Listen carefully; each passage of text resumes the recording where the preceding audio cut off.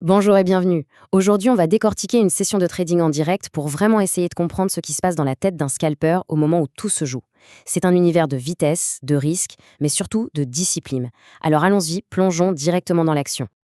Alors, voilà notre programme. On va commencer par définir ce qu'est le scalping. Ensuite, on parlera de l'état d'esprit, la mentalité, qui est juste indispensable pour survivre.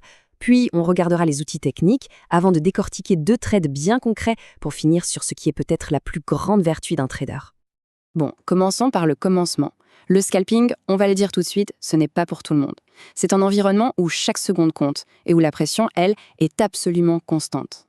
Mais alors le scalping, c'est quoi au juste? Eh bien, comme le trader le dit lui-même, c'est une stratégie qui est très complexe.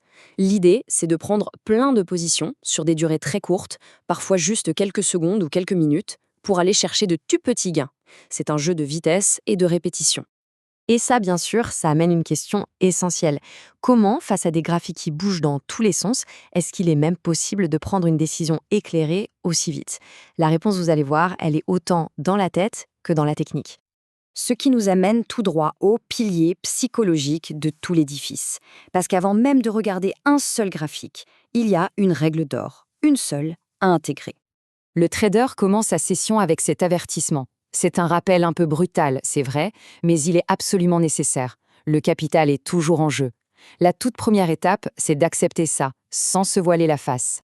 Ce point est capital. En trading, il n'y a pas de place pour les excuses. Chaque clic de souris, chaque décision d'entrer ou de sortir, tout ça repose entièrement sur les épaules du trader. Et voilà la conclusion logique.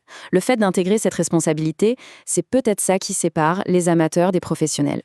Le trader insiste bien là-dessus. Le marché est neutre. La faute ne lui revient jamais. Le succès comme l'échec, c'est le reflet direct de ses propres actions. C'est vraiment la base de tout. Ok, une fois que l'état d'esprit est en place, il faut bien des outils pour lire le marché. Alors décodons un peu les concepts clés que le trader utilise pour s'y retrouver. Voilà quelques-uns des concepts importants de cette session. On va surtout se concentrer sur les 2 premiers, la liquidité et l'OPR. Ils sont vraiment au cœur de l'analyse qui va suivre, ce sont des points de repère essentiels qui vont guider toutes les décisions. Alors, la liquidité. Le trader l'a décrit comme étant le carburant du marché. Imaginez des zones sur le graphique, souvent au-dessus de vieux sommets ou en dessous de vieux creux, où plein d'ordres sont accumulés. L'idée, c'est que le prix va souvent aller chasser ces zones avant de démarrer un mouvement important. L'OPR, c'est un autre outil super important, surtout sur un indice comme le DAX. En gros, le trader attend que le plus haut et le plus bas des 15 premières minutes de la session soient bien établis. Une fois que c'est fait, si le prix casse cette zone par le haut ou par le bas, ça donne souvent la direction pour le reste de la journée. Parfait. Maintenant, on passe de la théorie à la pratique. On va voir comment tous ces concepts s'appliquent en direct sur 2 trades très différents.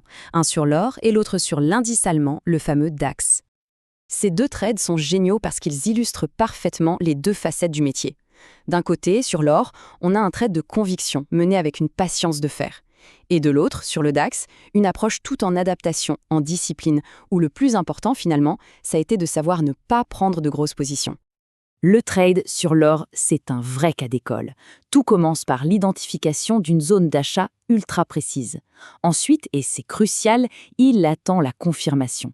Il laisse le prix faire son travail, prendre la liquidité sans se précipiter. Puis vient l'exécution, et là la gestion devient la clé. Il faut tenir bon, même quand le prix semble repartir en arrière. Et à la fin, la récompense. Le profit est sécurisé, le trade a parfaitement atteint son objectif. Sur le DAX, par contre, c'est une toute autre histoire. Le plan de départ, c'était d'acheter. Mais ce plan est invalidé. Pourquoi? Parce que le marché ne donne pas les confirmations qu'il attendait. Et plutôt que de forcer, de s'entêter, il fait quelques petits scalps très rapides et puis il attend. La meilleure décision de la journée, c'était peut-être de ne rien faire de plus. C'est exactement ça la discipline. Et cette discipline, justement, elle nous amène à la leçon la plus importante de toute cette session. Une leçon qui a fait absolument toute la différence sur le trade gagnant de la journée. Imaginez un peu la scène. Le trade sur l'or est bien dans le vert, un beau profil latent. Et tout d'un coup, le marché se retourne et efface quasiment tous les gains. Là, c'est le moment de vérité. C'est le test psychologique ultime. La réaction normale pour beaucoup, ce serait de paniquer. Mais c'est là que tout se joue. Comme le dit si bien le trader, paniquer ne sert à rien. C'est le contrôle des émotions qui permet de s'en tenir au plan de départ, de ne pas sortir trop tôt d'une position qui, au fond, est toujours bonne. Et la récompense de cette patience, elle est là, sous nos yeux. Après avoir tenu bon sous la pression, le marché repart dans le bon sens. Résultat final, un gain de près de 200 pips. C'est un résultat spectaculaire et il est directement lié à cette gestion des émotions. C'est la phrase de conclusion du trader, et elle résume absolument tout. Au-delà de la technique, des concepts, de l'analyse, c'est cette vertu, la patience, qui a transformé un petit gain en un gain exceptionnel. On termine donc là-dessus. La technique, c'est indispensable pour savoir quoi chercher, c'est évident. Mais ce qu'on voit brillamment dans cette session, c'est que sans la psychologie pour exécuter le plan correctement, même la meilleure des stratégies ne sert à rien. Le vrai secret, finalement, se trouve peut-être pile à l'intersection des deux.